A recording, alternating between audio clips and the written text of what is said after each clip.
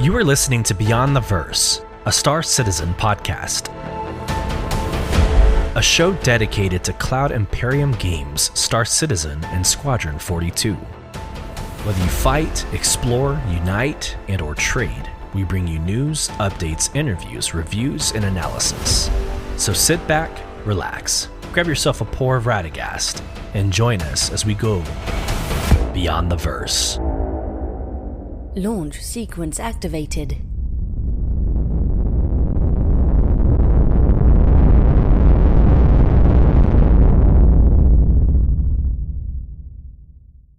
Hello, friends, and welcome to Beyond the Verse Star Citizen podcast. I'm your host, Solus, and on today's episode 59, that we're calling Invictus Part 1, we are covering the first 7 days. That's 8 ship manufacturers across, like I said, 7 days, but I think 4 separate events. We're covering all of that, all the new ships, the drama, the intrigue, everything in and of Invictus launch week. It's going to be a crazy, crazy night. We have 18 tabs open. Just to give you a little bit of a glimpse on what we're talking about today. We're also including Drake. Did Drake throw one over on us? Did they launch a brand new ship that's basically 3 caterpillars tied to each other with duct tape? I don't know. To discuss. And then we have the drama with the F7 Hornet Mk I. Is there a reason that we are getting rid of a iconic ship like the F7 Hornet Mk I, or is it just a marketing ploy, a scam? We will get into that towards the end of the show as well. This episode will not be wanting of drama, intrigue, in-depth analysis of all things Star Citizen and Invictus launch week. I'm looking forward to getting into it with you tonight, whether you're watching on YouTube or over on Spotify podcasts. But first, a quick word from our sponsors. Summer's here, and with a new Toyota, you can make the most out of summer with all your friends. Most of my friends happen to be four-legged. Your summer starts here, but it all ends June 3rd. Toyota, let's go places. Dealer inventory may vary. See your participating Toyota dealer for details. Okay, here we go. I hope this finds you well. Last episode, about 8 days ago, we had the Astropub on. It was an amazing conversation, well over 2 hours of what to expect of Invictus, and I encourage you to go watch it, even though we are halfway through the event at this time. But it was a lot of discussion about the lore, what to expect from each day. It's a great episode. But I didn't really get to dive into kind of the personal side of Solus, and maybe one of the reasons why you listen. But I've been through quite a lot on the personal side. All good. I want to preface that. But I want to share it with you as friends from across the globe. About 2 weeks ago, my wife and I celebrated our 15th anniversary. And so you can see me wearing this watch on that episode with the Astropub, but that May 9th was our 15th anniversary. Huge accomplishment. It's sad that that is such a monumental accomplishment nowadays, but it's been an amazing ride, and yeah, I got this awesome watch. Coolest thing about the watch is it's made out of bourbon barrel. I think that is incredible, a well thought out gift, but the modern 15th anniversary is watch, and the traditional is crystal, right? So it's an amazing watch engraved with happy 15th anniversary. And I had gotten her, and I can't pronounce the name, but Swarovski, I don't know. It's a crystal producer or vendor. And I got her a crystal watch. And so just wanted to share that with you. That was amazing. But again, that was like May 9th, but it was chaotic ever since. So May 9th happened. We recorded with the Astropub that very next day. Saturday, we celebrated by going to the Austin Ballet, saw Sleeping Beauty. Sleeping Beauty Ballet. It was amazing. Me and her are both really artsy. But again, like I said, it's been kind of nonstop. Well, tonight is Friday night. It's not when I usually record, so a little bit beside myself. It's gonna be a good show. I have my notes and everything ready to roll. It's gonna be a good show, but it is a little bit kind of rushed because, and for good reasons, my daughter just graduated pre-K, so very special for her. Love every second of that. That was Wednesday. And then Thursday, my son graduated second grade. So we ended up celebrating by going to, it's called the Kalahari Resort. Not a plug. It's just where we are or where we were. So Thursday and Friday, we spent, the days at Kalahari. It's an indoor water park. And so it's been very personally driven for the last several days. With that, it's been kind of difficult, and I welcome that level of difficulty. Keeping up with everything in Star Citizen. Family comes first, family first, mission first, people always. I've always said that. It's my mantra back in the military. It's my mantra in leadership roles here at Amazon. It'll continue to be my mantra when I do content creation and community management. Right. So it's for good reason, but I've just been kind of beside myself. So here we go. Invictus launch week. We have a lot to get into. We recorded on that Thursday of last week with the Astropub. That very next day, Invictus launch week dropped, and it has been nonstop since. We had Oregon night, Friday night. Go listen to it. We actually recorded it, put it up on as a bonus episode. We went and toured the Idris, saw the Polaris, and did all the Invictus launch week things with about 16 of us from Soul Provision, our in-game organization. So go listen to it. It was amazing. But since then, we've been getting after it. So let's go ahead and get into From the Community, and we'll go hot and heavy. It's gonna be a pretty hefty episode. So here we go. Incoming message. Straight to it. So episode 58, the poll that we asked is, will you be getting a limited hull ship this Invictus launch week? And there were 4 of them. So the RSI Constellation Phoenix, the Aegis Idris P, the Aegis Javelin, the Drake Kraken, and the Drake Kraken Privateer. And if you're listening to this like Saturday morning, we are already into Drake. So this is just how quick Invictus launch week has been running for everybody. So to the polls. So Drake Kraken Privateer won at 66.7%. And then in second place, the Aegis Javelin. And then no other ship got a vote. And I haven't really heard that much out of social media either. So obviously I'm really tied to Twitter. I guess we're calling it X now.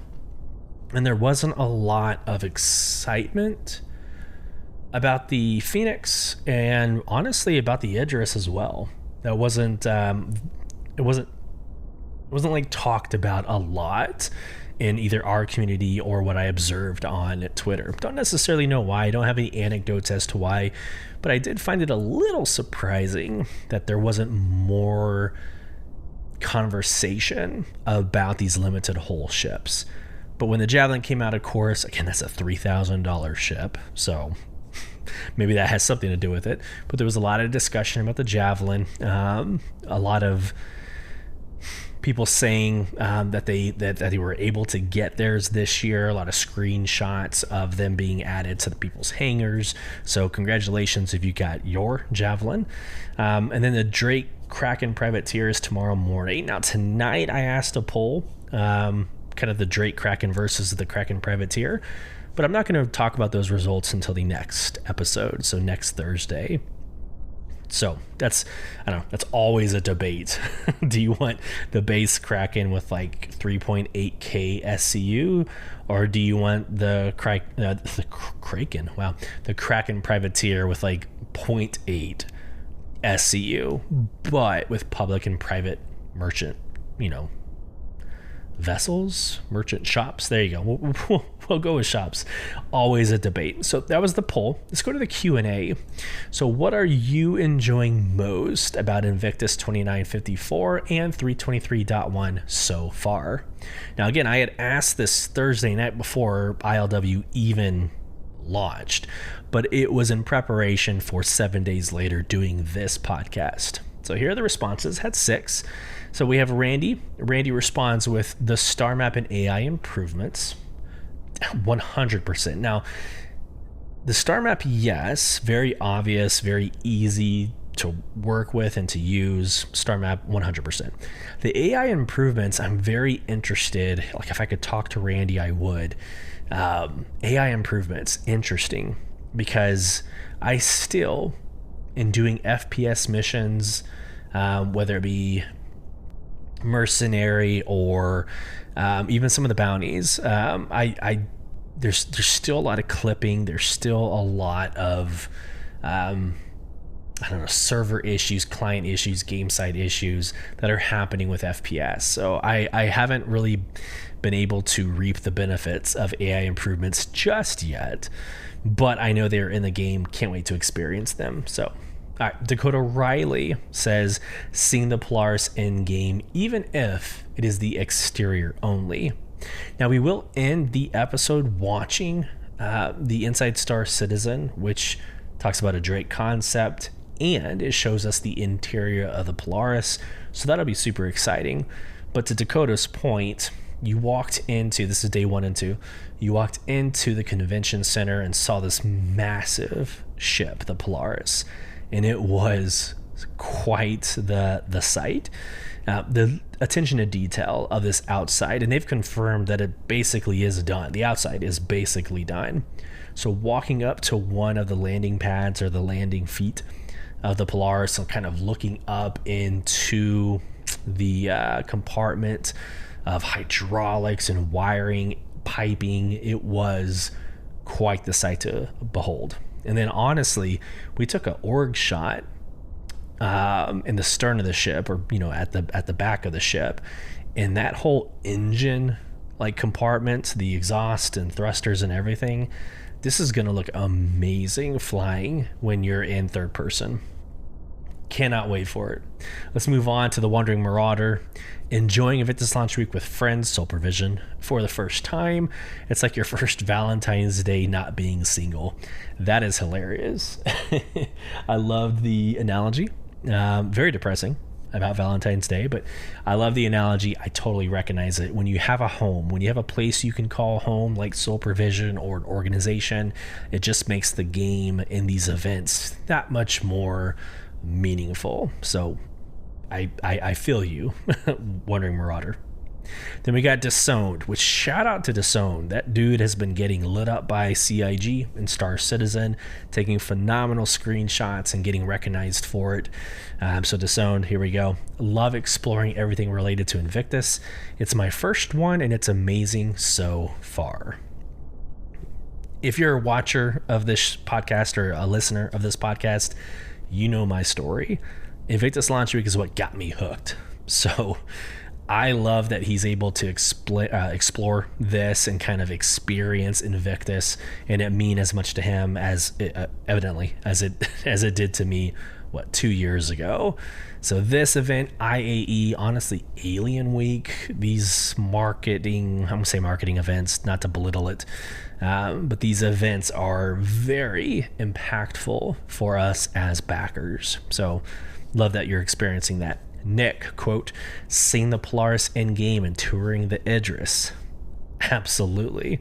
So the Polaris was hard for us to find. I think on that org night I keep talking about, it was the last 10 minutes when we discovered the Polaris. We were actually, I think it was at Seraphim or Beijing. I think it was at Beijing. We were coming back to Beijing, and we just got lucky. I think Groza was the first to spot the personnel, like the fleet, kind of off in the background, and sure enough, we were able to get some really good videos, really good screenshots of it flying by. You could actually get really close to it and not, receive a crime stat or get in trouble. So seeing this massive ship was very, very exciting. And side note, CIG did confirm that the Polaris will be flyable by IAE this year. So that's super awesome. All right, Nick, we just read you. All right, going up to, and I think this this 1227 nomenclature I'm seeing on my screen. I think it's Groza. Groza, if this is you absolutely need to start tagging your name in these quotes. But I think it's Groza. But quote, touring the Idris was really awesome, but honestly, the DLSS and Vulcan rendering have been a big jump in performance, and the game has gotten even prettier. Love me some pretty screenshots from Disowned. There you go. I agree. The game this has actually been a very well done Invictus launch week. Usually the game crashes and burns, the servers are a mess, and there have been issues, there have been problems, but not like previous years. And I think you're kidding yourself if you think that this is like worse than last year. Do I need to remind you 318 and 319? I shouldn't have to. Go back a year ago, and this is a whole entirely different game, different experience for such a high marketing event. So very, very pleased with that. And so that was the Q&A, and that was the poll from episode 58. Again, at the end of every episode, I encourage you to go over to Spotify for unique and exclusive polls and questions and answers, an opportunity for your voice to be heard. And like we just did, we will read it and discuss it on every episode. We also ask a series of polls on X, Twitter. I need to figure out what I'm calling it, because I'm kind of getting, I'm annoying myself by not knowing which name. Let's say Twitter for now. Over on Twitter, that's /BTV_cast. We do cover polls, and we have great conversation. We've actually jumped 150 followers in the last 10 days just because of Invictus launch week and the discussion and the engagement that we're having on that platform. So we're almost at 1,700 over on Twitter. So thank you if you're a follower and being engaged in part of those conversations. Let's get to the first poll.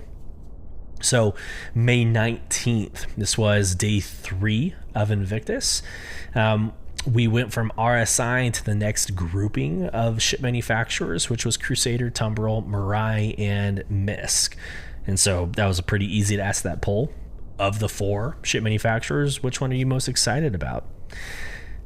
Undoubtedly, maybe predictably, Crusader came in at 54% at first place.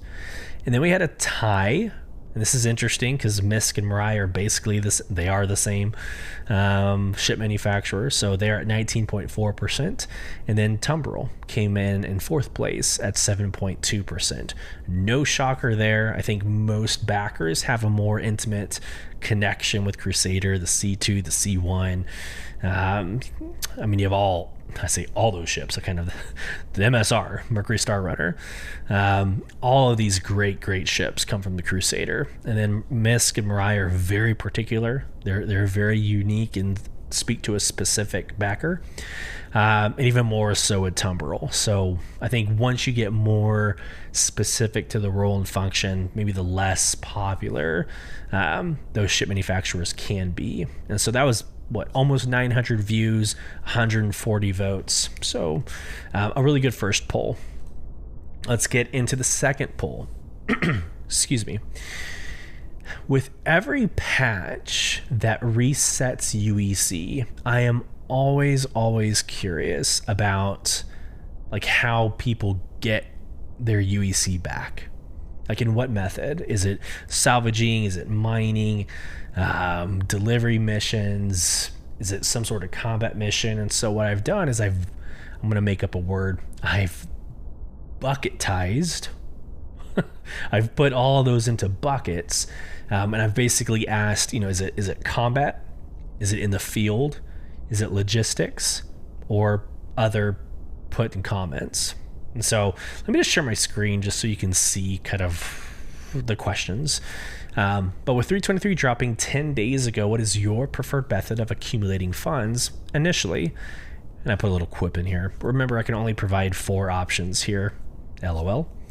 And so again, my 4 options were combat, which includes ship combat and FPS combat. Field, which is mining operations and salvaging operations. logistics, which I think it's pretty damn obvious, but delivery missions, and then other and comments. And this one blew up. I mean, you see 8,000 views, 1,224 votes. This got some really good engagement in the community, and you can see the results here in front of you. So 40.3% voted for mining and salvaging. So kind of the chilled, laid back lifestyle wins out.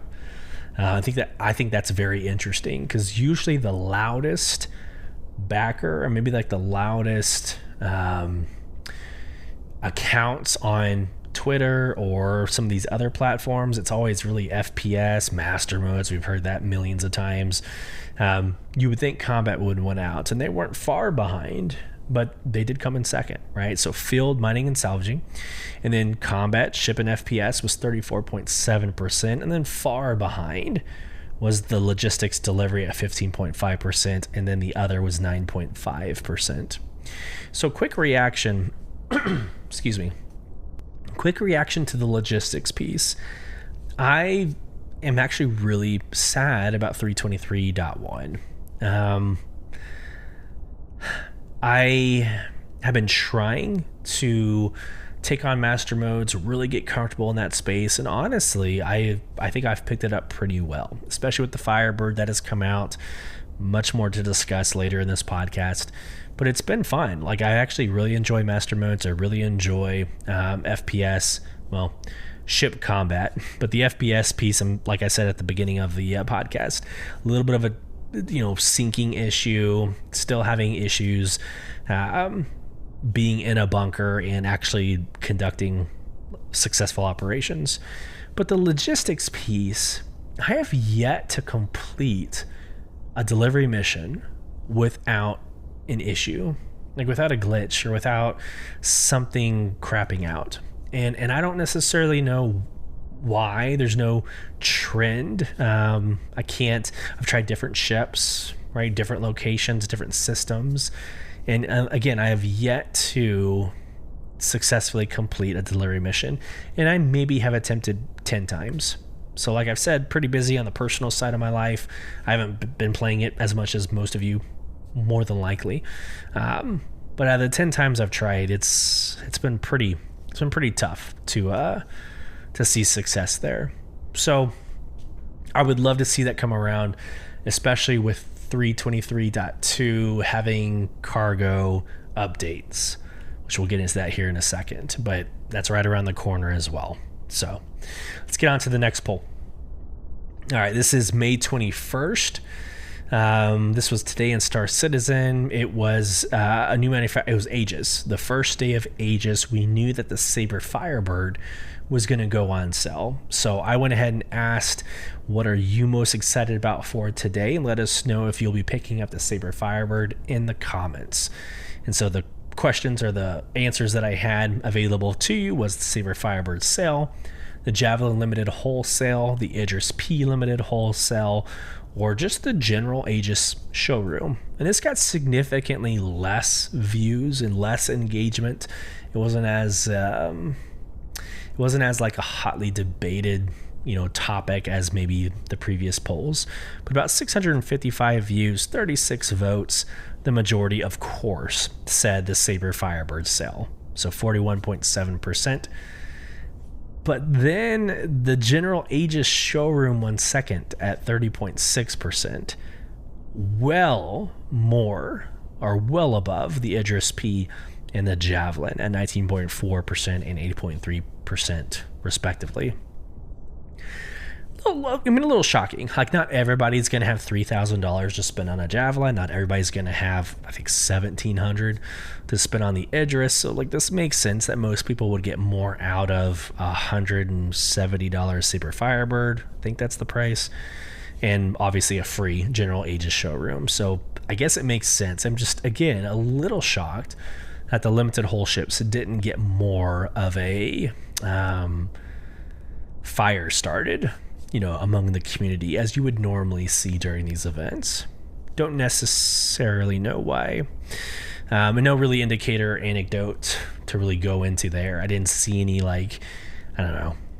not to make any drama happen in this podcast, but like any like boycott of like, oh, we're not going to spend anything on unlimited whole ship for XYZ reasons. There was nothing that stood out from the community that said, hey, we're not focusing on limited whole sales this week. So, okay. We got like 2 more polls left. And I think, let me check real quick. No, we got 1 more poll left. The Retaliator. Okay. I actually love everything about this, and I think this is worth, I'm sharing my screen for those of you on YouTube. I think this is worth like a really good conversation. So the Retaliator came out with their gold standard.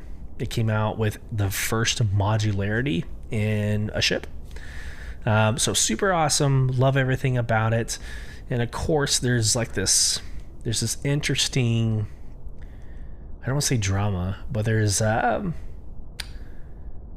what would you call this? I guess drama, but there's like 4 modules that are planned for the Retaliator build, 2 of which are live, and that's the torpedo module and the cargo module. Those are live. You can buy it right now. You can buy those modules right now, outfit your Retaliator. It's amazing. Like, love everything about it.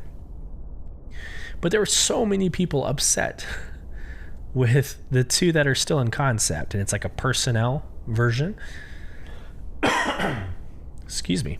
There's a personnel version, and then there's a dropship version. And people were more, I guess, upset that these quote-unquote easy modules weren't like fly ready. And I'm not about to pretend like I know the tech it requires to get one of these modules up and running and out the door. I don't think anybody can honestly speak about that unless you work for CIG. But I will say, you already have dropship models, like the Prowler, like the Valkyrie. You already have this concept. It shouldn't be such a huge ask to do a dropship, and it would almost have to be Helldiver-esque. Because of the way you have the chairs inside this small little compartment, whether it's in the bow of the ship or the stern of the ship. So there's 2 different modules. There's a larger module in the bow of the ship and a smaller module in the stern of the ship. Again, you would imagine that this would be, I guess you could do both. But anyways, the whole point being that the bottom would open up and you would drop out of this, Helldiver-esque. Shouldn't be that hard to do, so maybe it's right around the corner. Maybe it's still in 323 before 4.0 launches. Maybe, who knows? But then the personnel one, why not? You stick a table in there, and again, this is just surmising. You don't know what CIG has planned for this personnel module, but yeah, I mean, the concept art, and we'll get to it here in a couple seconds. The concept art shows like a table and some chairs. I don't understand why that can't, come out. So I didn't necessarily voice any like negative opinions. It was amazing to hear the uproar of like, why not just launch all 4 modules? And then there's questions about when the 4 or the other 2 do launch, will they sell them in bulk at 120-month insurance, or because we're outside of ILW, will it only be a year insurance or 6 months insurance? I don't know. We've also heard that insurance doesn't matter, but yet they still put insurance tags on everything that they sell. So does it matter? Does it not matter? I don't know. Different debate for a different day. So there you go. There's your from the community. Quite a lengthy one, but this has been a very engaging last 8 days, so I welcome it. Let's get into, actually, before we get into this week in Star Citizen, I do want to get into an article real quick. And this literally launched today, so it's a little bit out of order. But before we get into the notes and the real deep dive analysis, Bar Citizen just released their, I guess, the official World Tour calendar. And so you're seeing it on the screen for those of you on YouTube, but let's just go through it real quick.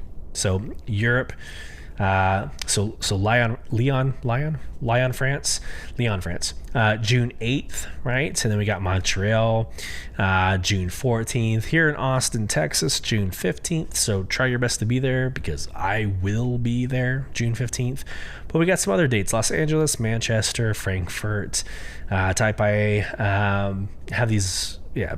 But anyways, come to this, look at it. There's more than likely going to be some items. Like usually in past events, they would give like these cards, these digital offerings that you could redeem on the website, and it's like, again, like a small little FPS item, but the only way to obtain those would be attending a Bar Citizen. So check out if there's a location near you. Seattle, Washington as well. In August, I might be there for work. Who knows? And I actually know exactly where that's at. That's funny. Anyways, we go there all the time as Amazonians. So go find a location at Bar Citizen. Even outside of this world tour, it's always great to meet more individuals, become part of an organization. Like I've said a million times, this game's infinitely better with friends. Okay. This week in Star Citizen. Let's go. Happy Monday, everyone. Invictus launch week is once again upon us. From now through May 29th, marvel at the sheer power and precision of the United Empire of Earth Navy. Through ship tours, military displays, and breathtaking aerial maneuvers, as the impressive fleet makes its way across the Stanton system. Join us as we honor the formidable strength and unwavering commitment of the UEEN to keeping the Empire safe. You too can show us that you're doing your part for the good of the Empire and be handsomely rewarded for your efforts. Whether you're an ace pilot or an industrious miner, submit a creative display of your talents to our currently ongoing community contest and stand a chance at winning some fantastic prizes. Further, don't miss out on test flying the best military-derived ships at the Bevic Convention Center, as we're hosting a free fly during the entire duration of the event. To help you see all the cool sights and take part in the fun festivities, we've compiled a comprehensive FAQ, which answers many commonly asked questions about the event. Now let's see what's going on this week. Bullet points. All right. So Tuesday, we have the Sabre Firebird and the Q&A comm link. On Wednesday, we had nothing on Wednesday. Thursday, so yesterday, we had Inside Star Citizen, which again is huge. And then today, or this morning, we had Star Citizen Live, and that was about all ships and Q&A for ships that are being showcased in Invictus. So there you go. Before we get into the notes, I do want to call out real quick. Again, you're going to see usernames because this is a chat, the SC testing chat. Please excuse this, but I want to bring your attention to this message of the day. So 323.2, which is currently containing hangars and cargo updates and quote unquote more, is right around the corner. And I think that's super awesome to celebrate. They've been popping out, 323 came out 2 weeks ago. I might be like over guessing here, but that came out 2 weeks ago. 323.1 was Thursday or Friday morning. It was Thursday night while I was recording with the Astropub. That was 323.1, and now we're already talking 323.2. Everything's happening so fast, and it looks like the quote, their goal is to go through an accelerated evocati to waves 1 through 5, system when ready. We're talking, it says next week starting Tuesday, hopefully Wednesday. So the middle of next week, we're going to have 323.2 in the middle of testing. Super exciting. Hopefully we can get those persistent hangars. The cargo updates will be amazing, especially for those of us in supervision. So again, I just wanted to call this out. 323.2 is right around the corner, and we're moving hot and heavy into 4.0. Stay tuned for Beyond the Verse, or with Beyond the Verse, for all things 4.0. Okay. Let's get into some ships. Let's do it. And first, we'll get kind of the I say boring. We'll get the workhorse. Let's get the workhorse out of the way first. This is the MPUV-Tractor. Okay. Good old Argo. So part of day 1 and day 2 of like the huge wave of like new ships. Our first one we're talking through is the MPUV-Tractor. Now, if you remember 2 episodes ago, me and Star Jump Grim talked about the desire for the MPUV to be totally modular, where you could change the innards of the MPUV to whatever you needed. So whether it be the cargo, the personnel, the tractor. It looks like they're not going that direction with this ship. As you can see here on the screen, it's its own hull, equipped with a front tractor and a rear tractor. You can see it carrying different sized containers. Okay, so it's a really good video to watch. There's a commercial here that you can go through and click and watch as well. The articles, the pictures, I don't want to like severely downplay this. But what you see is what you get. Like it's literally, actually this is a really good video. It's literally this like Y-wing that has the ability to tract and hold like an SCU container. So I see its purpose. The game loop isn't really in the game just yet. At least it's not in my experience. I did end up buying it, and because of its concierge status, it came with like this red paint. Nothing too crazy. I didn't think the red paint really sold it for me, but I wanted to get it into my buyback, actually. Public service announcement.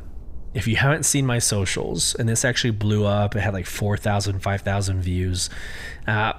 Public service announcement.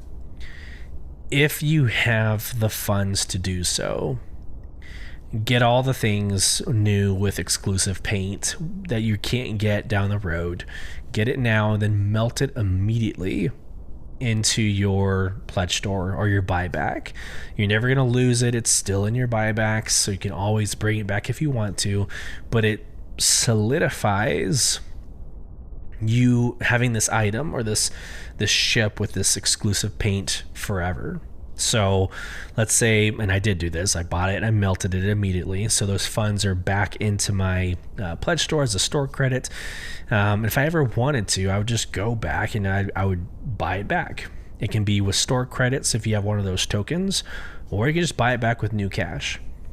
But the idea is if you have the funds to do this, you treat your pledge store and you treat your hangar as like a bank. So take the Javelin, for instance. You fought hard, you do the F5 war, and you get yourself your $3,000 Javelin. I want you to melt it immediately. I know it's like frightening and that's scary, but melt it immediately. That $3,000 goes towards store credit, and you never have to buy another ship ever again. And you don't lose your Javelin. Your Javelin goes and sits inside of your buybacks, and then you spend $3,000 on new ships moving forward. And then guess what? You melt it, put it in your buyback, melt it, put it in your buyback. Next thing you know, your buyback has 50 ships in it, and you haven't spent a single new penny. When there's updates, gold standards, game loops, when all that comes to fruition and maturity, then you can start making your true in-game decisions, especially as we get closer to 1.0. Then you can really start buying those back, what you actually really do want and desire. And again, you never spent more than what you initially spent with your $3,000 Javelin. Again, that's one example. I'm not saying go spend $3,000, but you shouldn't be spending new money at this point. All right. I don't think there's really much more to talk about with this tractor. I see its purpose. I think it's gonna be great. It comes with a Invictus flight jacket, super cool. Or you just buy it yourself. Here, the jacket yourself. So here's the red paint. So if you're looking at my screen, this middle and to the right, these are your typical orange. It's your Argo orange. paint that you see on the other, MPUVs. But if you're a concierge, you have access to the $35 War Bond MPUV-Tractor. So I don't know. It's a reddish orange paint. So again, it didn't sell it on me. It's not like it's the most beautiful livery in the world. But that paint is scalable across your other MPUVs. So as you see here in this pack, you could get, for $100, you could get all 3 of the MPUVs with the Firebrand paint, which is the concierge paint. But you just get the paint you can apply across all 3. So while I have you here on the MPUV, let's go to the Q&A real quick. We're not going to go through every single question. I just like showing you what is available. So what is the MPUV-Tractor's intended role? What ships would benefit from being paired with the tractor? What ships will the MPUV-Tractor fit inside? I always like looking at those. Anything with an extra small landing pad, okay, right? So that would fit inside of an 890 jump easily, right? Also fit inside of a Carrack, if I'm not mistaken. Yeah, it would fit inside of a Carrack. So will the MPUV-Tractor's cockpit set up differently or differ from the MPUV personnel or MPUV cargo? So just how much different are these tools? What I will say is when I tried flying one, it's as easy as hitting M as in Mike to like turn on the tractor beams, and then to switch to the bottom or to the back tractor beam, I had to hold down F and find like the enter turret like thing from the cockpit, which is kind of interesting, but I had to find it like virtually on my screen to click into. I don't know if there's a keybind to move to the rear, but regardless, you're able to access both of the tractor beams from the cockpit. So cool. And again, this is great information. I'm not going to go through all of it. This is like the least attractive ship that came available. But again, as Sole Provision, as the CEO of Sole Provision, I see an absolute use case for this ship. Can't wait to use it. I think our org needs probably like 100 of these, especially when we get the hull E, the hull Echo. We're going to need these ships in order to load that sucker up. So let's move on. Okay, the drama. The drama of the URSA Medivac. Here we go. We already talked about it. So me and the Astropub already talked a little bit about the Medivac drama. I'm not going to get into the drama for this episode. Go check out episode 58 if you want. But here it is. And it's a beautiful, beautiful URSA. I'm a fan of the URSAs. They remind me a lot of ATVs, right? Like the personnel or APCs, the armored personnel carriers in the military. They're beautiful, really well done. You could tell that like this stands alone. It has its own kind of cosmetics relative to the other URSAs. So I think what drew my attention the most was, of course, the rear.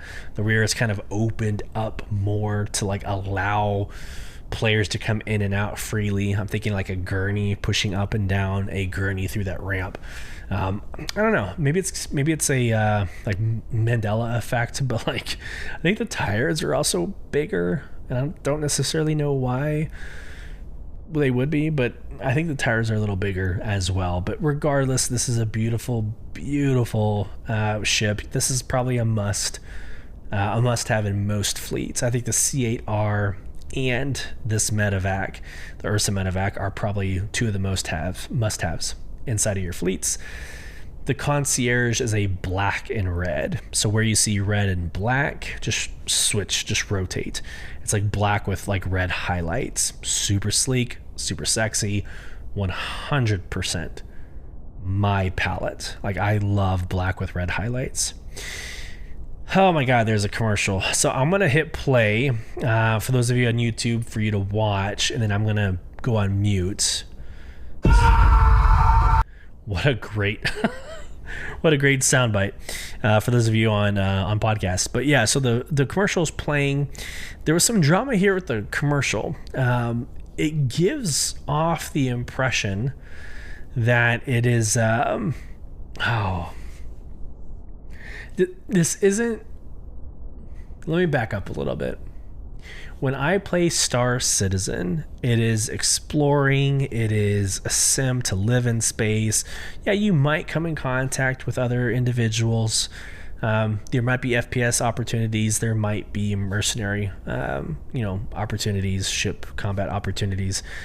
But this commercial makes it look like it's a battle royale. It looks like it's it's almost like an abuse of the death of a spaceman, right? It's like an abuse of it. It's like he goes out in the field, he gets stabbed and dies, and then he comes back and he goes back into the field, and it's this repeat, right?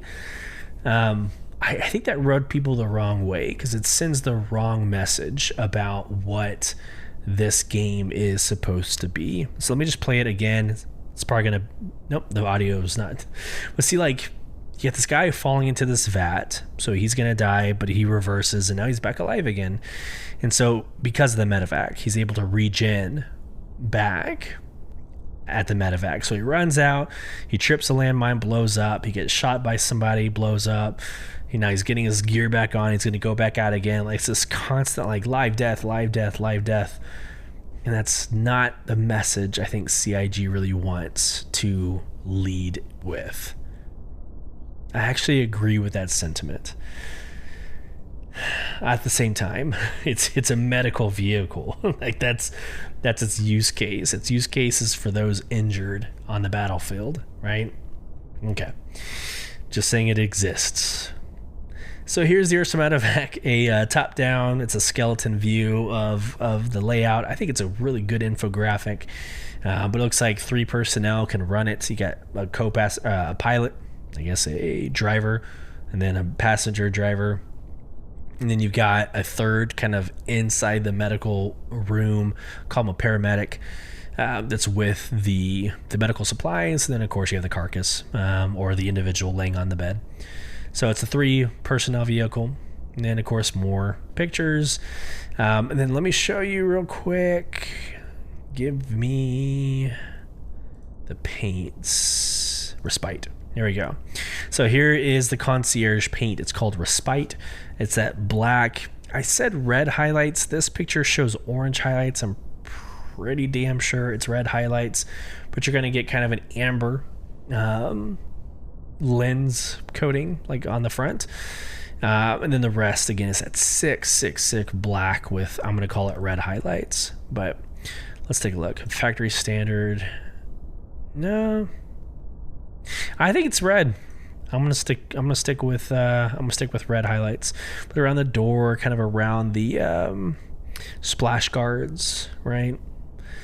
So I think it's a beautiful color. They also have a green and a blue. There's many different colors that you can buy for your medevac. But a very solid ship. Like I said, a must-have in everybody's fleet.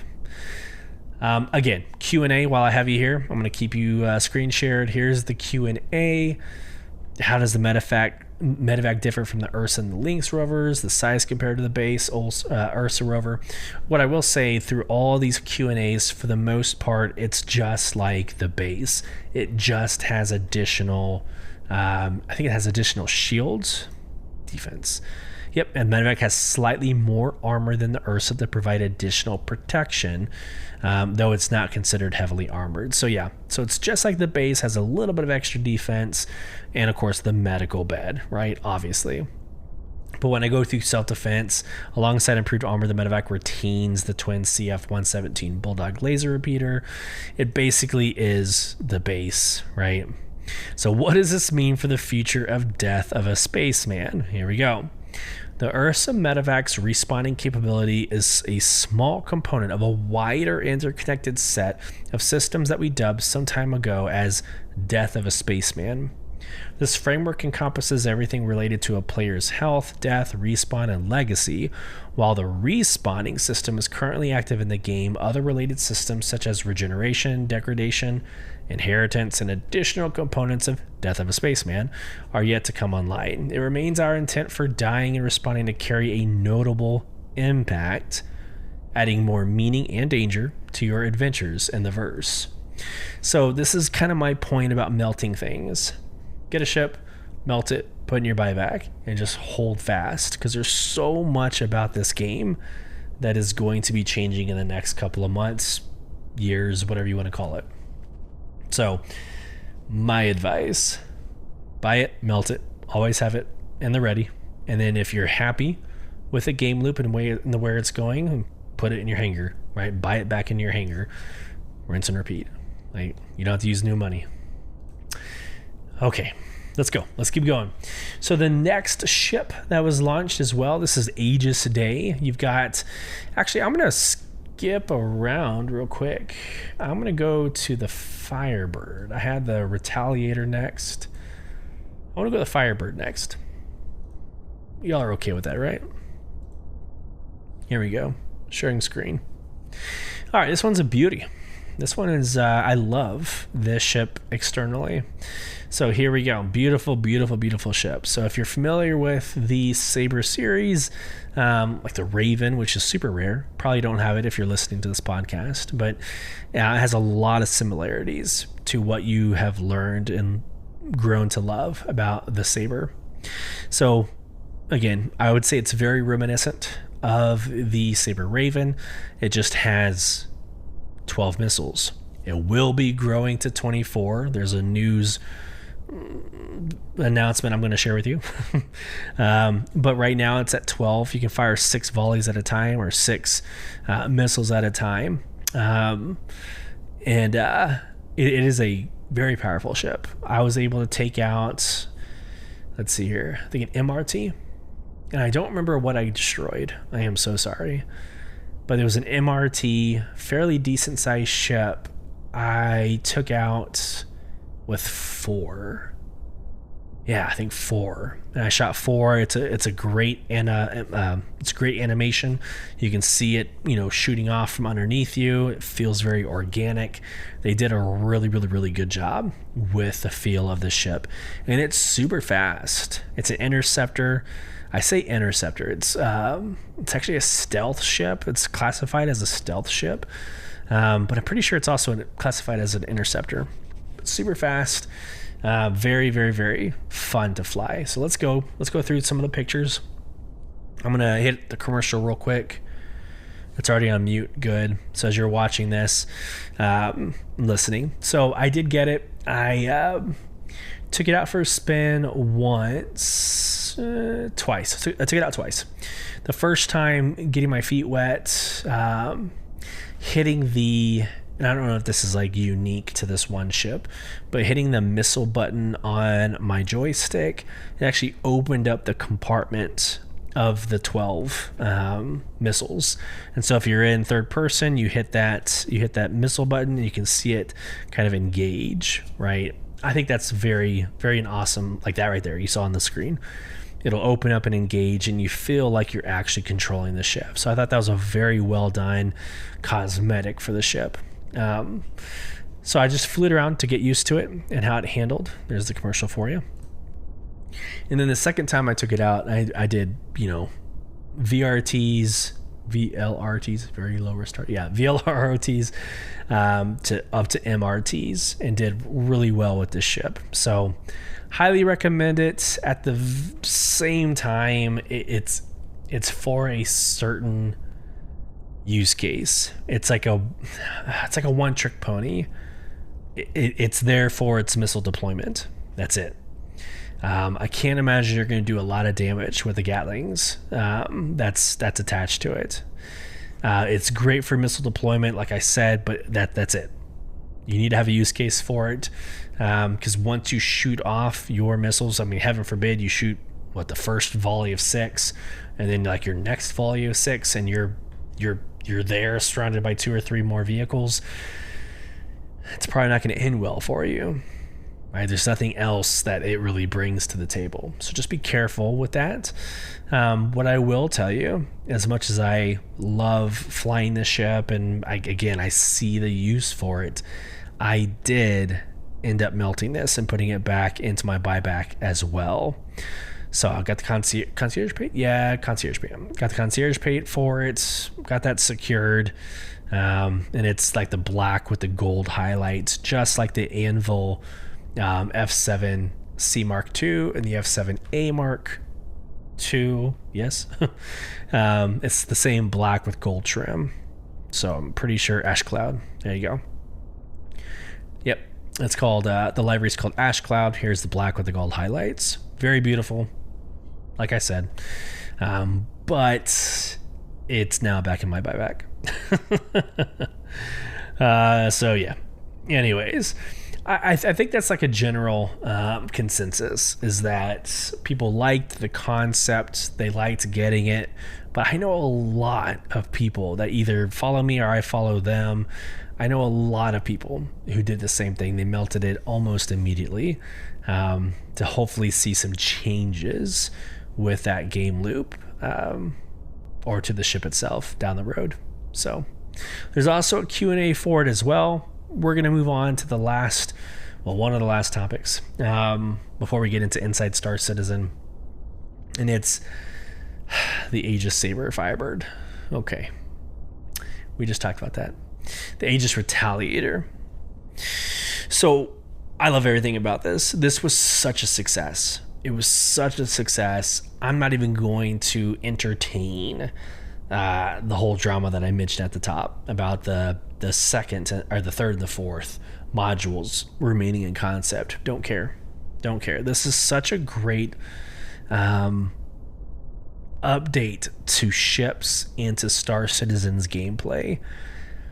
You're seeing my screen, or you're seeing your screen on YouTube. You're seeing the videos. This is absolutely the future of Star Citizen. Modularity. So you have like I said, a bow. In fact, there's a great image. Boom, here you go. You have the bow of the ship and the stern of the ship. Bow being the front. It has its own module. It's a little larger. Let's say it's a little bit more capable. And then you have the stern module kind of in the back of the ship. And like you see on the image, they only came out with 2 of the 4, and that's the cargo and the torpedo. Like I said, the bow is a little bit larger than the stern. So the cargo module in the bow has 38 SCU compared to 36 SCU in the stern. And then the torpedo module has 4 times the S9 torpedoes in the bow module. Okay. I just got to pop up to update something. And then you've got the stern module torpedo is 2 times the S9 or size 9 torpedoes. And so here are your concepts kind of over off to the right. It looks like drop ship is only available for the bow module. There's not a drop ship for the stern. That's interesting. And then of course the personnel module is for both the bow and the stern.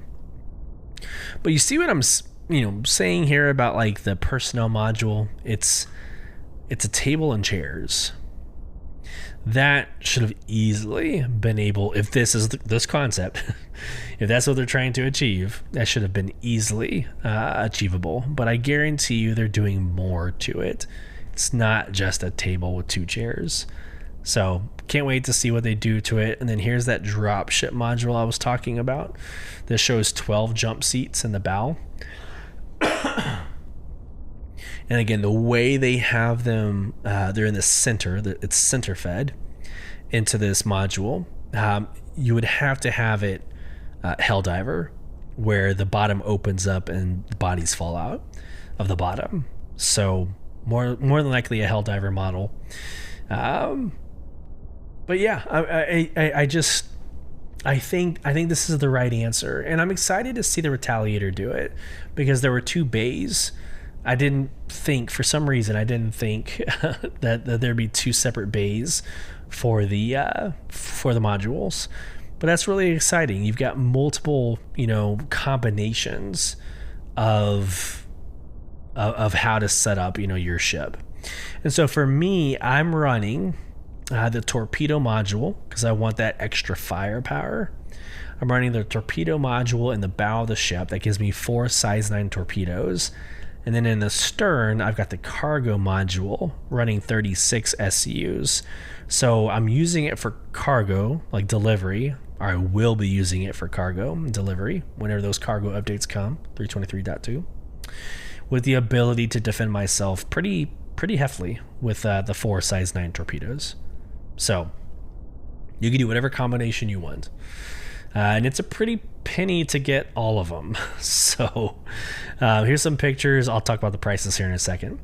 Here's some pictures, cargo enabled, right? You can see the 2 different bays. It looks like you've got it's an X. No, that's a hover quad. You have a hover quad in the stern, right? And then in the bow, it looks like they're loading up boxes. So in cargo, you can put a little small ship. I think in mine, I've got the Pulse. I have a Pulse back there for now. So, and if you keep scrolling through, torpedo enabled is just like the bomber variant that you might already have and are familiar with. And of course, the paint's available. So the Calico, I don't know. The Calico is like a tan paint job, and I'm pretty sure that's the Concierge. I'm scrolling down, kind of getting ahead of myself. There is no Concierge paint. Okay, I'm remembering now. So there's not a Concierge paint, but the Calico is one of the options I did not end up getting. I ended up getting and of course they're not going to have it here. In the pledge store, you can get the Invictus. It's blue and gold. So the main body being blue with gold highlights with Invictus logos scattered around the hull. So I have that, and it looks amazing. It actually looks really, really good. And honestly, the factory standard looks really good as a dark gunmetal gray with red highlights. It's just a good looking ship. Sounds good, looks good, flies well. Couple of issues. I've noticed that the module, like the bottoms of the module, tend to black out, so you can't see space, you can't see anything below you, but it's black. It's almost like a graphic isn't rendering the correct way on the module. So a couple maybe issues there. But again, if you have $360 to spend, you can get everything.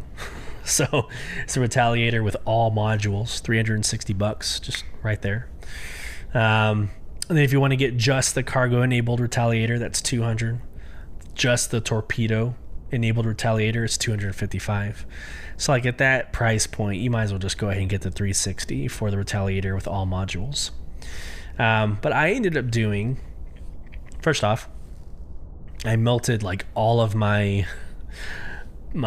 superfluous paints, right? The paints that don't really necessarily mean much, but all my paints, a couple of armor sets, like I had the Ascension pack for the armor sets. You can get all that in game. So I went ahead and I melted all of that and picked up just the Retaliator, so $160, just the Retaliator, and then all the individual ships, or the individual modules. So you can use store credit for modules as well. Some cool news coming out. Let me continue sharing my screen. Some news came out today, actually. Today, about 5 hours ago. Like 10 hours ago. So Xylo, our fearless leader from the community, sent a message out. The Aegis Firebird and Retaliator has updates. So let me just read the quote real quick and explain why this matters. So the Aegis Firebird and Retaliator updates. Hi, everyone. We hope you're all enjoying this year's Invictus launch week as we debut both new and updated ships. We've been closely monitoring your feedback. After careful consideration, we've made the following changes to the Firebird and Retaliator. The Firebird's missile count has doubled from 12 to 24. The Firebird's signature reduction has been corrected and increased from 20% to 40% reduction. All Retaliator turrets have been upgraded to size 3 laser repeaters, and all Retaliator turrets have had dead zone issues fixed. These updates will be implemented in an upcoming Alpha 323.1 alpha patch. As always, thank you for taking time to share your feedback, and we'll see you in game. So that's kind of exciting that there's already updates coming down with those 2 ships. I thought that was really important to share and get into. Last, drama. Okay, This would not be a CIG Star Citizen marketing event if there wasn't drama. The F7 Hornet Mark I, it's going bye-bye. They are discontinuing the F7 Hornet Mark I. And so the question is begged to ask, why? Why is it going away? The digital assets are already there. It's already like it's infused throughout the entire game. It's going to be going through a gold standard pass. It's going to be receiving updates. So why get rid of it? Regardless, it is a horrible cosmetic of a marketing scam. And let me just explain what is being observed. I don't necessarily subscribe to this, but here's what is being observed. It's what we're calling, it's what the community is calling a FOMO marketing event.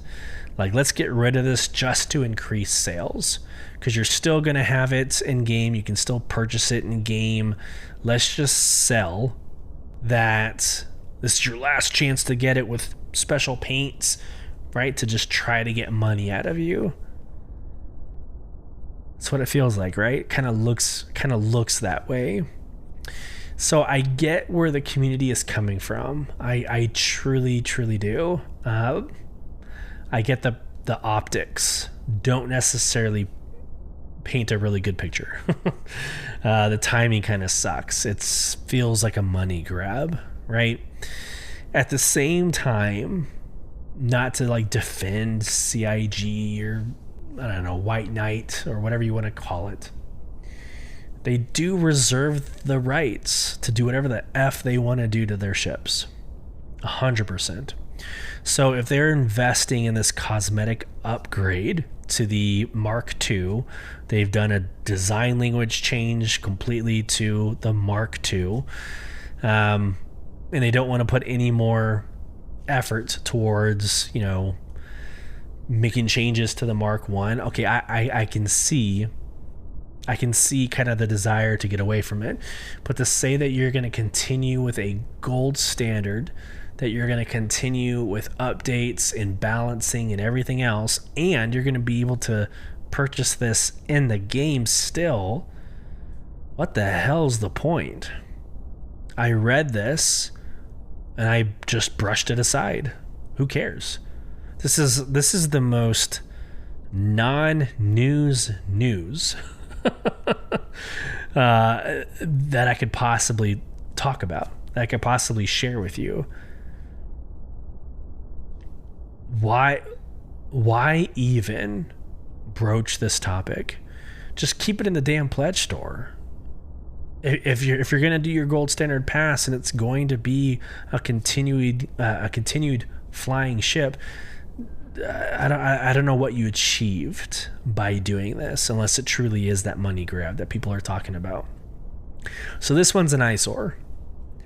This one hits a little bit different. The F8 ticket issue from like last year, the F7C upgraded to the F7A, kind of whatever you want to argue there about the experience. Like, okay, we can debate that. The Idris fly event, you can debate that. You can see the pros and cons. I don't see the pro here. I don't know what is defensible in this. And so let's just go through some of the facts real quick. I want to make sure I'm not projecting too much on this podcast, but let's just go.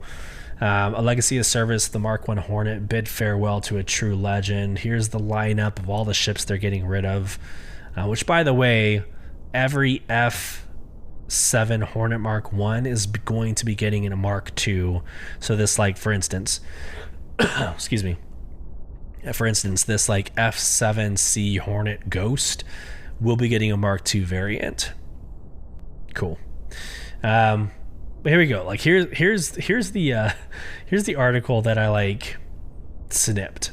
last chance. With the ascendancy of the Hornet Mark II, now the UEE's premier carrier-based fighter, we bid farewell to the legendary Mark I lineup. The Invictus Launch Week 2954 marks your final chance to pledge for the classic F7 Mark I series, along with its removal from upcoming in-game dealerships. Cool. Yeah. Very next article. Legends persist. The Hornet Mark I series will remain flyable and fully supported, receiving bug fixes in its planned gold standard pass. It will also be eligible for new paints and cosmetics in the future. There will even be other means to attain an F7 Mark I in the future, though we're not quite ready to share those plans yet. So what is the point of this article, guys? I don't know. This is like sticking your foot in your mouth. I don't know why this is a thing. And then we'll just wrap this one up with this like insult to injury. The F7C Hornet Mark I series collection for $650. Let's click on more info. For the Ultimate Anvil Collector, this Ultimate Collection includes the F7 Hornet Mark I, the F7C R Tracker, the Ghost, the Wildfire, the Super Hornet, along with a Killian Blue, Ironheart, and Corrin camo paints for the F7C Mark I series. It feels like a money grab. What are your thoughts? That might be one of our Q&A questions for Spotify. What are your thoughts? How are you perceiving this? Because like I originally didn't give two shits, guys. Like I really didn't care. I read this, I saw the two articles, like here's what's changing, but here's what's not changing, and was like, cool, moving on. But I think the more this settled with me, the more it kind of like hit. Like, I don't understand the marketing ploy here. What are your thoughts? And on that note, let's get into Inside Star Citizen. This one is a good one, and it's the last Inside Star Citizen of 323. So we're not going to see another one in this like patch. So probably not until 4.0. So this was really exciting. It's been a great, what did I say, 16 episodes? I forgot what Jared said. But it's been a long season of Inside Star Citizen. So here's what we'll do. I'll throw up the Inside Star Citizen, and let's just talk real quick about what we can expect, so you can see Jared's beautiful face in my screen. So here's Drake. So first off, you have to understand, I don't necessarily hate Drake. I just despise it. I get it. It's the worker's ship. It's the homeless person's ship. If you have a couple pieces of cardboard and duct tape, slap that onto an engine and you're good to go. Drake. This ship, I'll be honest with you, I don't care for it. I don't. And not to get like the cart ahead of the horse, but it looks like and feels like they took the caterpillar, took two other caterpillars, shoved them together in a very Drake fashion. Maybe take a stapler, right? Stapled a couple of, pieces of metal together. Maybe some duct tape to hold it all together. And now you have the Ironclad. So tomorrow morning, Drake Defense Con is going to come out and people are going to be spending $800 on the Drake Ironclad. Oh, this one stings a little bit as well. It's the caterpillar. It's three caterpillars shoved together, and let's just watch the video. So the first half of Inside Star Citizen, Drake Ironclad, I liked the concept. I like the idea. The interior sounds great, right? It sounds like they actually paid attention to some of the fun aspects of the interior. Looking forward to it. That piece, at least. just not that excited about more of the same. And then the second half of Inside Star Citizen is the interior of the Polaris. So let's get to watching. I'll respond to it, and then we'll wrap up this podcast for this week. So here we go. It's part 2 of our Invictus Launch Week coverage as we look beyond the event to the new offering being unveiled at this year's Drake DefenseCon. The far superior brand excluded from the usual Invictus festivities because it's too damn cool. I said it, and I'm tired of pretending it's not true. Drake for life. These sentiments were recorded in April before that rap beef stuff, and Disco would like it known that K-Dot is king. Hashtag Westside.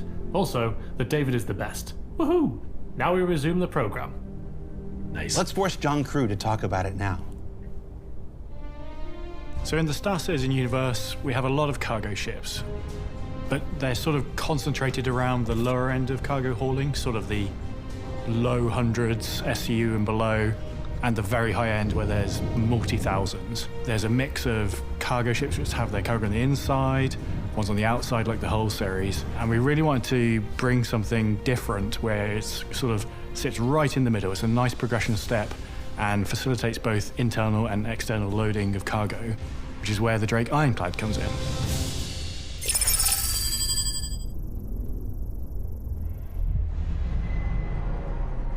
I'm gonna pause this like once. I'm gonna show you. So there's the Caterpillar that you see in the background.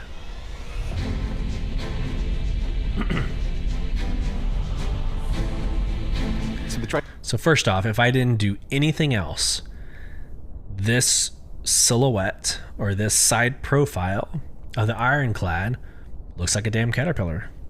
Tell me I'm wrong.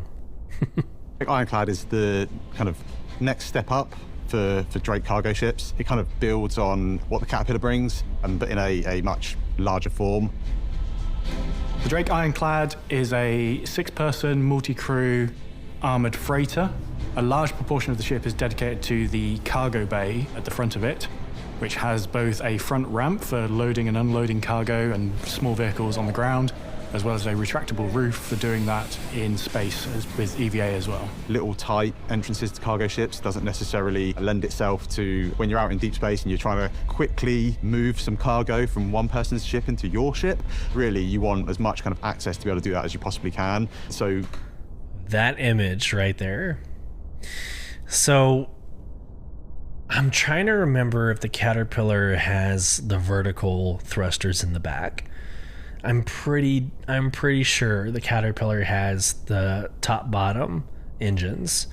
And so, like, if you take this outside, this inner, and this opposing outside, how is it not just 3 Caterpillars?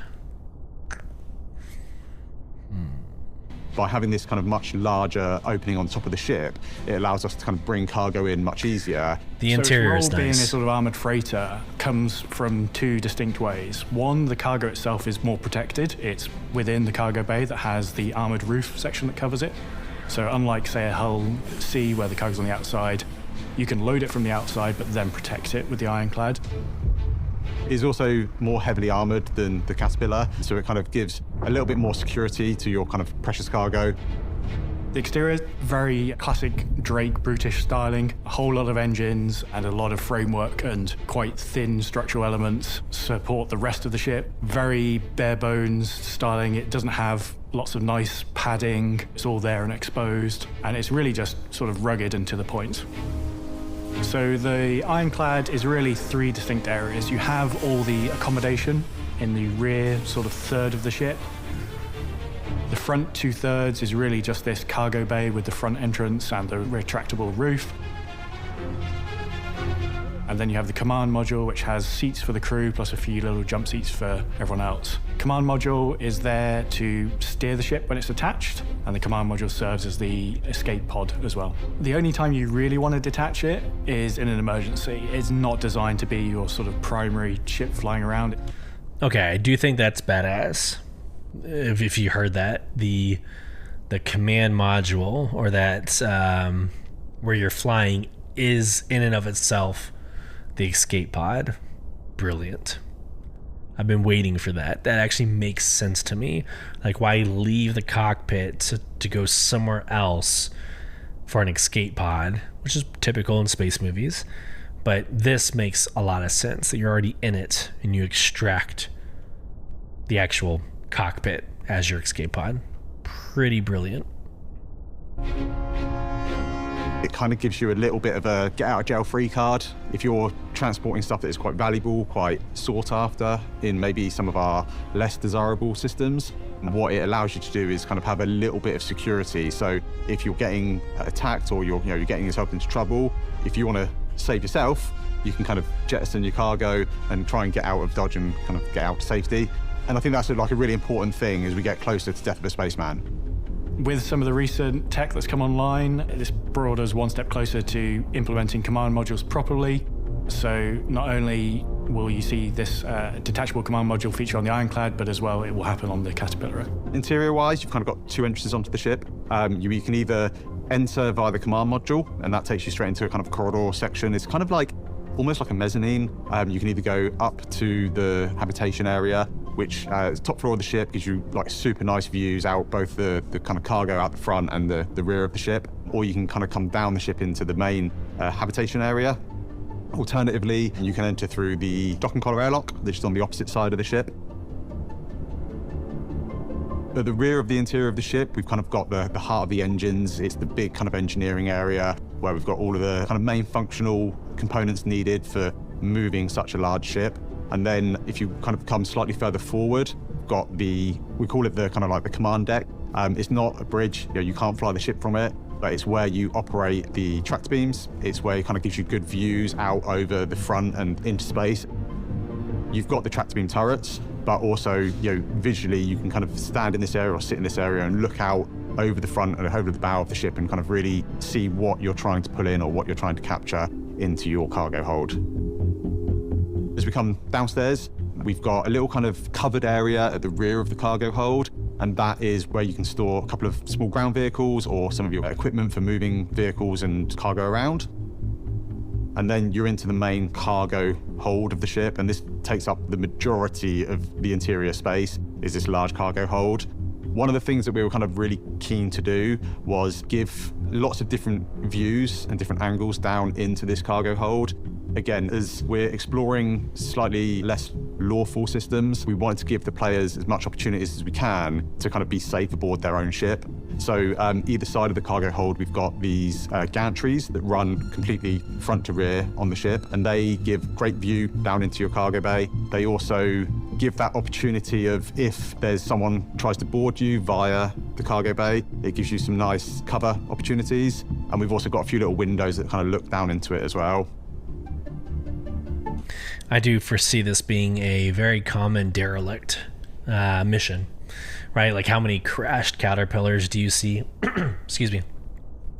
Right, so you have this like investigation mission or a bounty mission of a downed Caterpillar, and like when they say the gallantries or whatever, the top like corridor or whatever that they just mentioned, that reminds me of like those Caterpillar missions. I don't know. I like the idea of the cockpit overlooking. So first off, like they said, you're in a cockpit, you're looking over the top of the ship, just like you would like in Idris.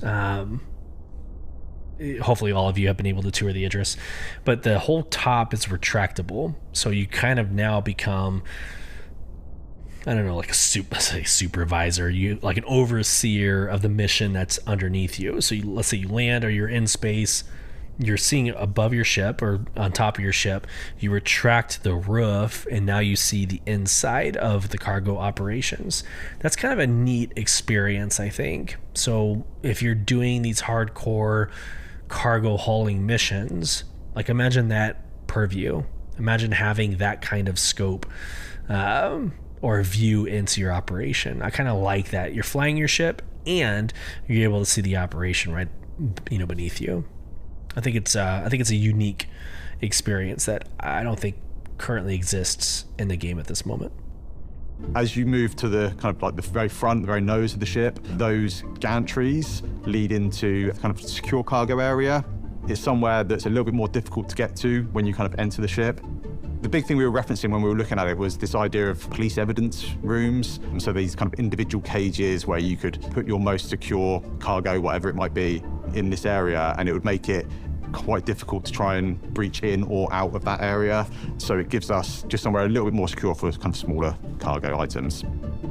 Finally, at the very front, we've got access to one of the main turrets and the tractor beam turret. The biggest attraction for me with it is just the versatility of the cargo space. From a good citizen law standpoint, it is a cargo ship, but also that retractable roof and the tractor beams on board it give it some less legal opportunities for perhaps taking other people's cargo ships in space and on the ground.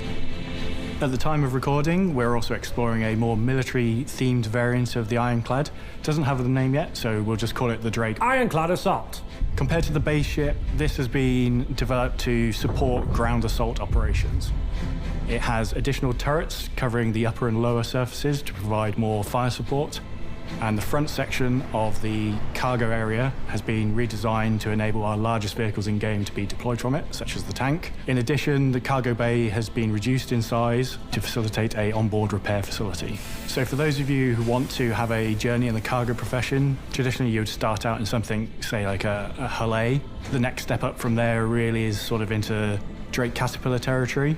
So you're doing roughly an 8 to 10 times jump in cargo capacity. From there, the Ironclad sits nicely between those smaller ships and the much larger bulk carriers such as the Hull C, and then ultimately you get to things like the Hull D, E, and Kraken at the end of the cargo career. You said Kraken. Yes. Is that a hint at anything? It's not a hint at anything, but making the Ironclad makes the Kraken easier. So building out the Ironclad does, of course, kind of help us with building out the Kraken. I think increasing that visual library of assets that we can pull from and use in a Drake manufacturer at the right scale is super valuable for when we move on to the larger ships.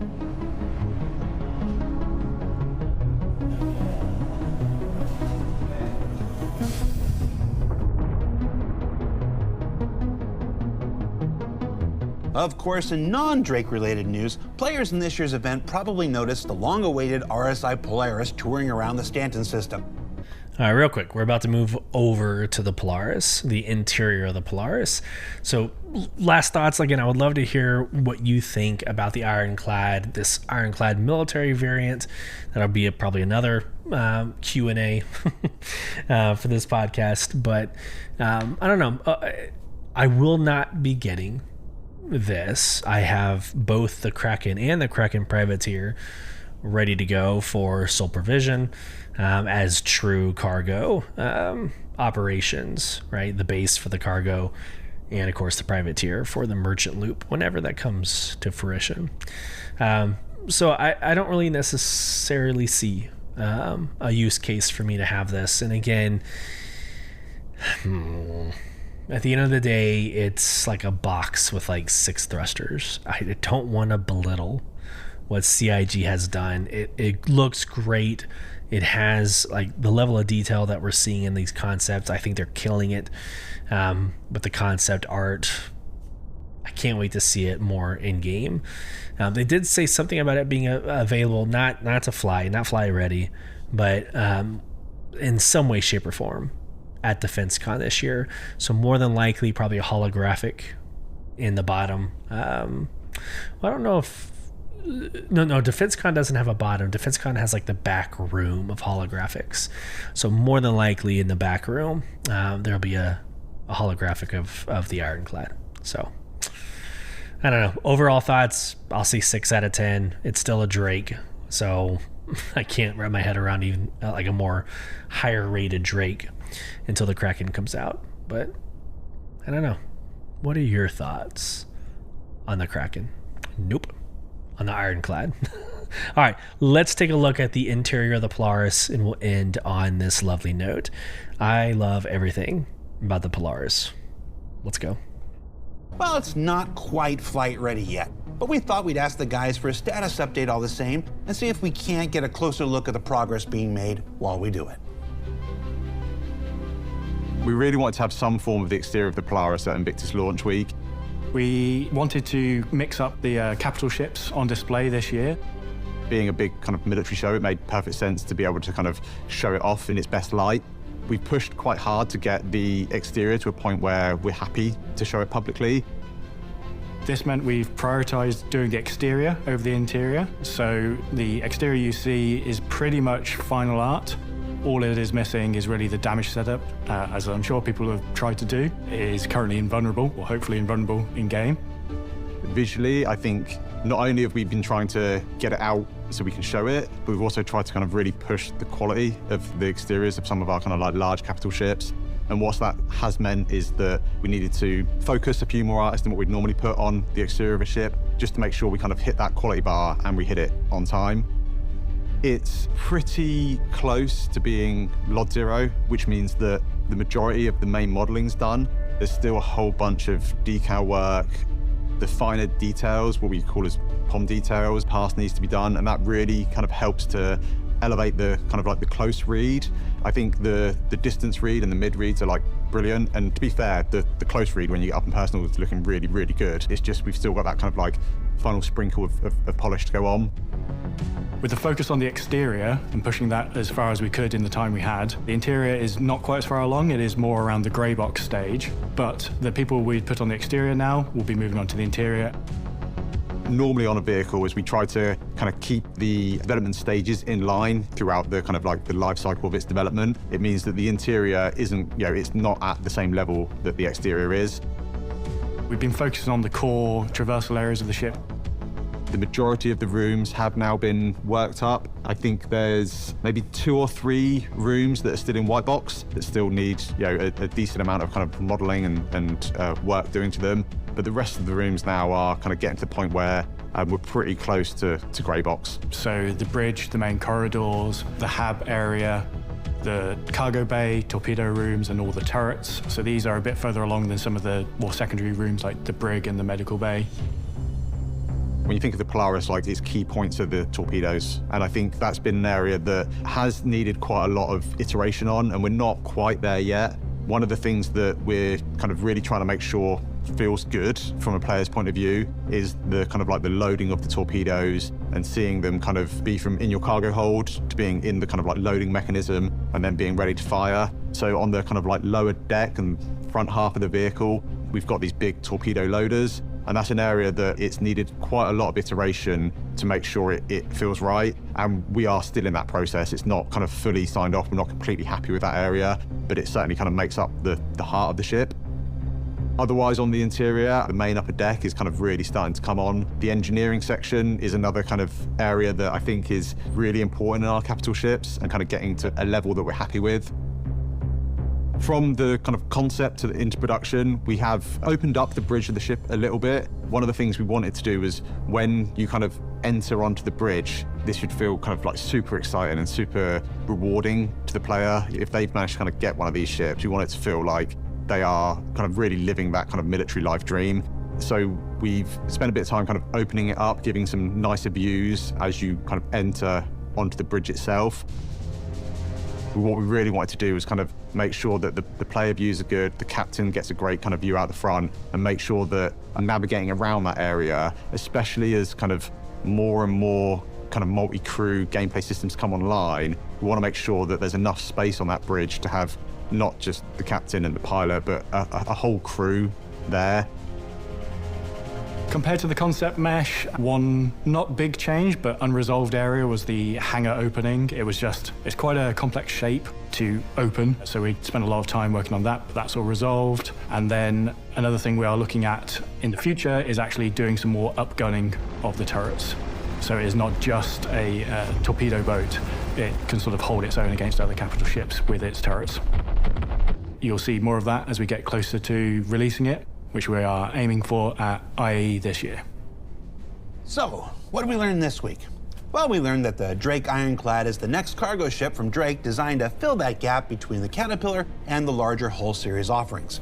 That working on it helps to flesh out resources needed to bring the long-awaited Kraken to life in the future. And that the Polaris is coming along pretty nicely, even if it's not Drake, which we didn't learn was the best because we all already knew that in our hearts. But Disco says KDOT is the best. And with that, this very long 17-episode season of Inside Star Citizen comes to a close. episodes. We said we'd go straight through until Alpha 323 was out, and we did that, and then some more. And it's time for our team to take a breather, catch up on some admin work, and begin working on the next great season of ISC that'll start up again on June 20th. So for Inside Star Citizen, I'm Jared Huckabee. Thanks for taking the time to let us share the process of game development with you each week, and we'll see you when we get back. Beautiful. Is there any... Hold on. Stand by. There is. All right. Here we go. Let's go back. There's extra deleted scenes, so let's just play through. There's about a minute left. I actually haven't proof watched this, so we'll see what happens together.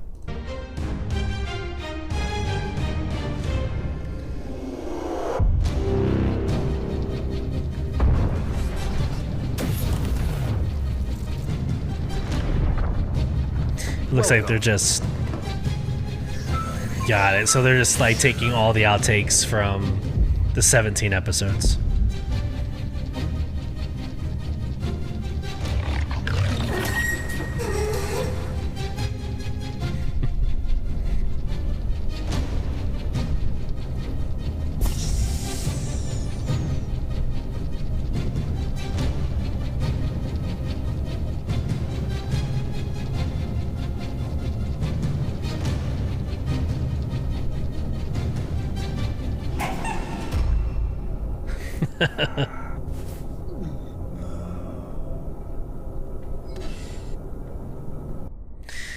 Yep, so I recognize that was 100% all for those of you on YouTube. But what they did is they took like all the outtakes from the 17 episodes, kind of threw it all together in a couple of minutes, I guess a minute and a half, and it ended with a character that looked like Jared Huckabee walking backwards and tripping over, I think, a plush toy. So, anyhow, fun. Go check it out yourself. I hope you enjoy this episode. It's hard. It's hard to do these like part ones of twos on these events, right? So we did it a little bit earlier in the year with Xenothreat. We had Xenothreat Part 1, Xenothreat Part 2, and now it's Invictus Part 1. We'll have Invictus Part 2 next week.